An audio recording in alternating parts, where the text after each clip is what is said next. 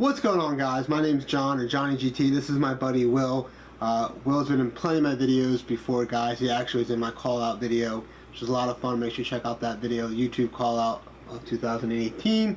Guys, we're going to talk about the Toyota Supra, the leaked video from the Mexican division of Toyota. They leaked it today. Let's watch it first, and then let's talk about it, guys.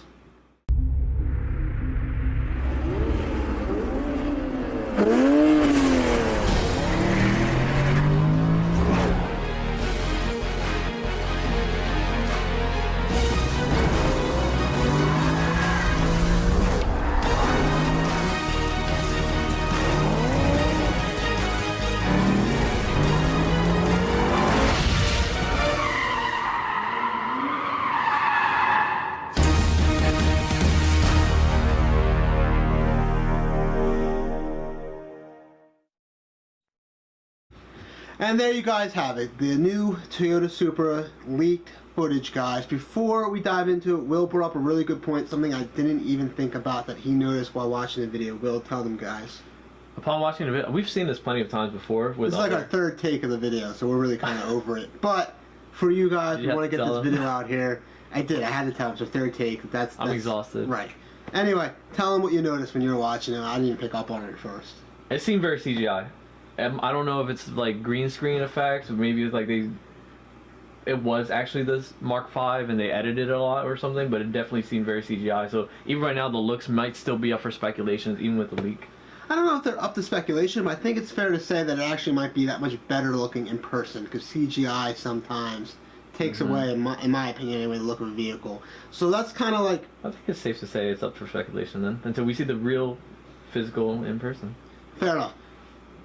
Definitely in person was what we're going to show. In this video, guys, we're going to actually focus on the look of the vehicle, because speaking of speculation, nothing's really 100% yet, so we're going to really stick to mostly the look of the vehicle, and I kind of want to dive right into it, guys. The look of the car, it's not a bad looking car, and I don't really see my opinion changing, but my biggest gripe, oddly enough, and I feel like this is shared with a lot of people out there, is I just don't think it should be called the Supra. I agree. I said it.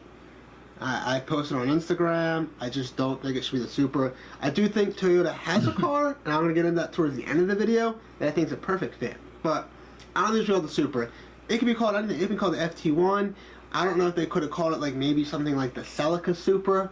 I know potentially the Supra might have replaced the Celica Supra in the history of Supras here, but I think that would have been a great name, because the Celica has always been like the affordable sports car for Toyota. And I think the Celica Supra would have been a good play on names, if you will, where you still kind of have that name, you get people excited, you get everybody excited about it, but it's not really the Supra. Right. That way people aren't being so judgmental. Because that's really what I'm doing. I'm judging the living crap out of this vehicle because, well, it's replacing one, I would argue, Toyota's most legendary sports car. How about one of history's most legendary sports cars? Especially in the 90s. You go to any, especially in the 90s. You go to any car meet. It's not even a car meet, out on a random street. You don't even have to be a car person. You can literally look at that car and like, that's a Supra. Like what you were mentioning, Hollywood, video games like Gran Turismo, Need for Speed, Fast and Furious. Yeah. Everybody knows what the Supra is. Yeah, I mean, if you played Gran Turismo, you had a 1,000 horsepower Supra in your game. You did. I mean, even, no ifs, ands, or buts. You know you have a successful car when other people in other car groups, if you will, like it. You know, there's, I mean, you can, I mean, I have... No one really hates the Supra. Not typically anyway, not usually. It's a hell of a car to live up to, so that's my biggest gripe is the name. You know, we are speculating. I mean, some of the plus sides that people argue, and it is a legitimate argument, is the vehicle will be affordable to an extent. I mean, I use that word loosely. It won't be a six-figure car. I mean, it's not going to be anything close to that. So it will be, in that terms, affordable. It'll be somewhat lightweight. In today's times with safety and all this other crap, and, you know, cars are heavy. It's just what they are. I mean, the Corvette ZR1 is like 3,700 pounds. Hellcats, GT500s, all these cars are over 4,000 pounds. Even looking at something like a modern day Japanese sports car, the GTR with all-wheel drive, that's like 3,900 pounds. I mean, I'm sure some certain options are over 4,000 pounds. I mean, that's just what happens when you have safety, big rims, big brakes, big this, big that. I mean, unless you're getting something as crazy as a McLaren, cars just weigh more. That's just what it is. Yeah, but I mean, most cars do make enough power to compensate for that weight too. I mean, I'm a horsepower nut, so I completely agree with that. So it's CG, it's the wrong name, and it's a little, in my opinion, a little too BMW looking, which is to be expected, because I mean, it is a Z4. So I feel like it's too overly stylized for what the Supra stands for, because if you look at the Mark IV, it's a very timeless classic, but it's also kind of simpler, almost like approach. Yeah, I wouldn't say it's simplistic though. It's a very good looking car, but in a good way. Yeah, in a good way. I agree. And I feel like the Mark V, as it is now, doesn't represent what the Supra should be. But even though the looks might be off a little bit, we can't argue. There's one thing we can't argue: the timing is right in this market. I mean, we've kind of seen Toyota. I think they could have came out with it sooner. It's not NSX bad. But it's still bad. Japan really has nothing going for it compared to Europe. Yes. Especially domestic. Like if we're looking at domestic, we got the Camaro, ZR1. I mean, yeah, it's been a Corvette. It's been a good time to be alive. Hellcat, Demons, the Elephant crate motor, which may come inside its own car, whatever. Yeah. It's the M6 is ridiculous now. The AMGs are insane. GTR. I mean, you get the GTR is the only Japanese example, but I mean. There's not one American car company out of the big three. I'm really hoping the Mark V succeeds because, in my eyes, I think the NSX flopped. It didn't really hit the market that was going for. It's a very different kind of flop. Right. I'm not going to get into it too much. Well, I feel like it wasn't doing what it was meant to, like it was aiming for, as living up to the NSX legacy. I mean... I personally feel that way. I think the NSX biggest had two major issues. Right. Very expensive. Big issue. And it took too long to come out. Right. In my eyes, that's the two biggest factors. Now, with that being said, we could talk about the Supra now because people were concerned about the price point. It's an affordable car, and I want to talk about a few things real quick, Will. And it's going to lead into what I think the car should have been used as a new Supra. Which I highly agree as well, because as soon as I saw the silhouette, as soon as you saw the silhouette when it first came out, it screamed Supra in my eyes. Yeah, but I wouldn't have an issue if the Supra cost more money. Like I said, guys, I want this car to exist. I want this car that Toyota's coming out with. Just not as a Supra. Right.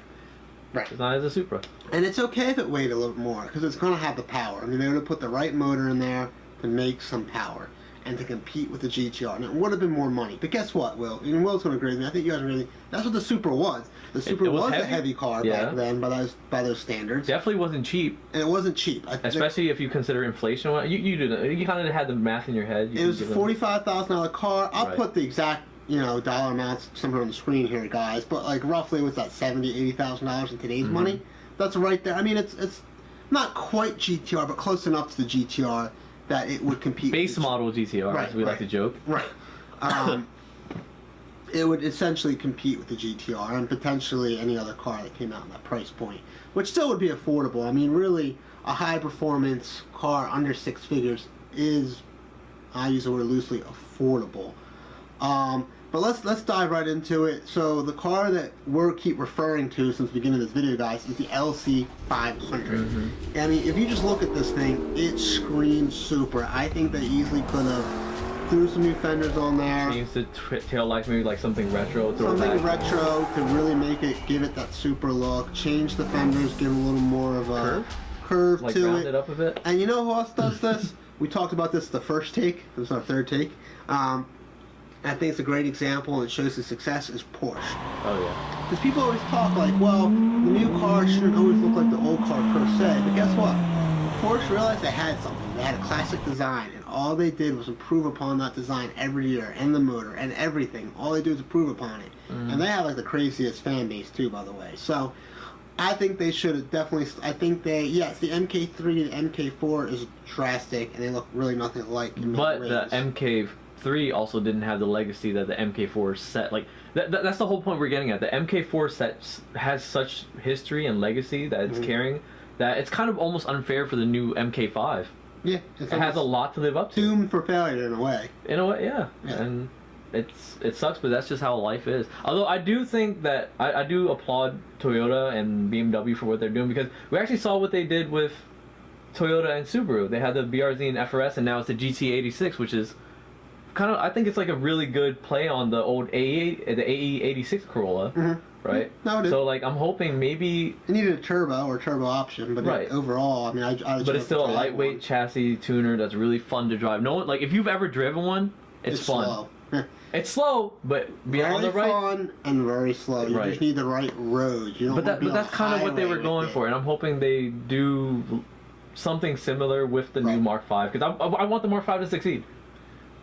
Quick side note, guys, if you want to understand how important torque is, drive the BRZ. Definitely. That's the issue with it. You're going to be crying for power. Like, I feel like maybe I don't know, I felt like it definitely did. I don't know, I felt like I was in a pretty Prius.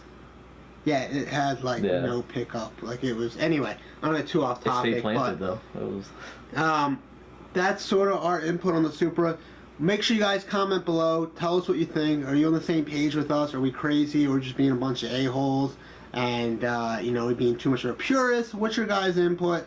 Make sure you smash that like button. If you want to see more videos like that, hit the subscribe button, guys. I actually have my own MK4 Supra that I'm in the middle of building. I just got let me interrupt you. Don't forget the notification bell. Notification bell. New YouTube. Thank you, Will.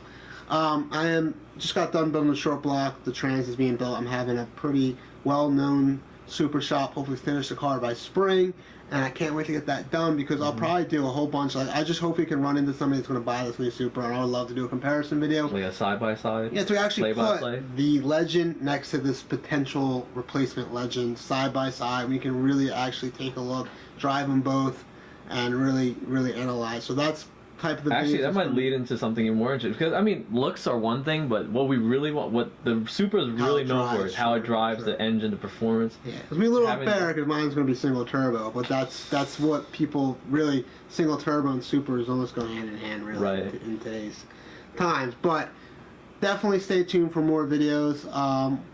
Anything else you want to tell the audience, Will? I mean, there's a lot. I still do the one thing I guess we did really point out is that I do feel a disconnect with this Supra. Okay. Yeah. That's fair enough. And I don't know, I just feel really disconnected from it. And once again, if it wasn't the Supra Mark V, I wouldn't have been so critical with it. Correct. The name. Once again, going back to the name. But we're going to get out of here. We're tired, like I said. You know, just took forever to do this. But no big deal for you guys. It's well past my bedtime. You know how us millennials need our sleep. Yes. Comment below. We're getting out of here. Have a good night, guys. Peace. Peace.